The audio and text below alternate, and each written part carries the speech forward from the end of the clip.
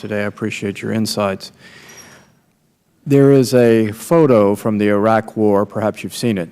It's a soldier sitting cross-legged underneath the shadow of a tank with a variety of military operations going on behind him, and across his lap is a small child. And I think in that photo, we right there most poignantly capture the dynamic of what we're talking about here today. And in that regard, Mr. Brigitte, you had made some comments, about, if I understood them correctly, about effectively embedding Foreign Service officers into military units. Mr. Christensen, you had the insight as to some of the mechanics of how this is now working, where you have a lot of white-collar workers simply in a bunker and perhaps not being leveraged as effectively as it could. With this new model, though, I'd like to unpack that further. How you envision the skill sets and expertise of a Foreign Service officer being embedded into a military unit, or could an alternative model be set up where you have a military officer or a trained military personnel who in effect is a Foreign Service officer or has the same skill set and would work more seamlessly with the State Department mission in the midst of combat and difficult situations, knowing full well what the expectation is? Yes, sir. Thank you very much for the question. Let me try to answer it quickly with a quick anecdote. I talked with a Marine Corps second lieutenant in 2005, January 2005, who fought in the Second Battle of Fallujah in November 2004, and he won a Silver Star in that battle for gallantry. And someone asked him, what else do you wish you had on that battlefield, expecting him to say better body armor or better air support. And he said, you know what I really wish I had? I really wish I had a Peace Corps on steroids.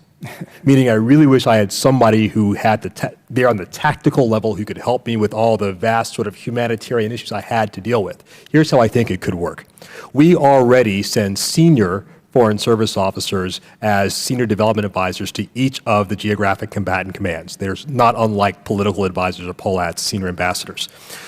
We can certainly, if we have the right numbers, have much more junior level development officers who are broadly educated in things like community development, basic health care or whatnot, that are attached to a brigade level and a MU level team for two reasons. One, so that young second lieutenant or young captain has a ready-made resource at hand that he can ask about how do I go about engaging the community in these sorts of stabilization reconstruction operations. And two, so you have someone who could help train these military units in garrison, back here in the States before they deploy. DoD Directive 3000.05 explicitly places stabilization and reconstruction as a core mission of the Defense Department alongside combat operations. And yet we don't have the infrastructure to help the civilian infrastructure embedded in the teams to help perform that mission, and we should. Could I add a little bit on that? First off, I think it's a good model. But meeting on the battlefield is not the place that you should meet.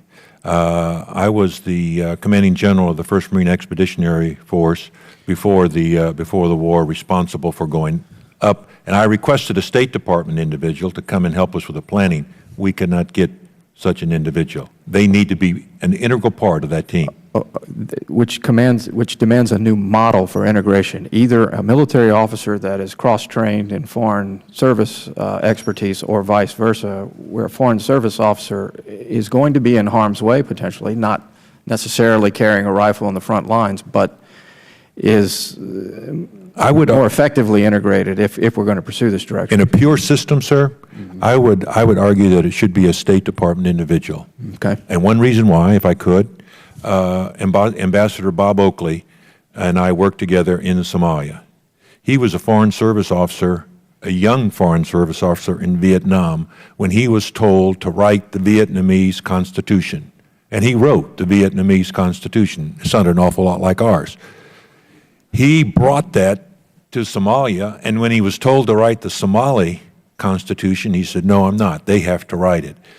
An individual who has served most of his time in the military doesn't bring that breadth of experience. I see.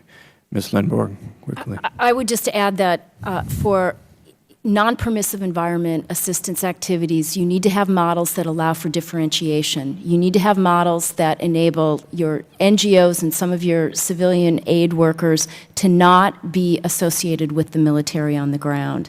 And that, especially to jumpstart the longer-term development, which can and must begin as early as possible, it cannot be connected to a military force.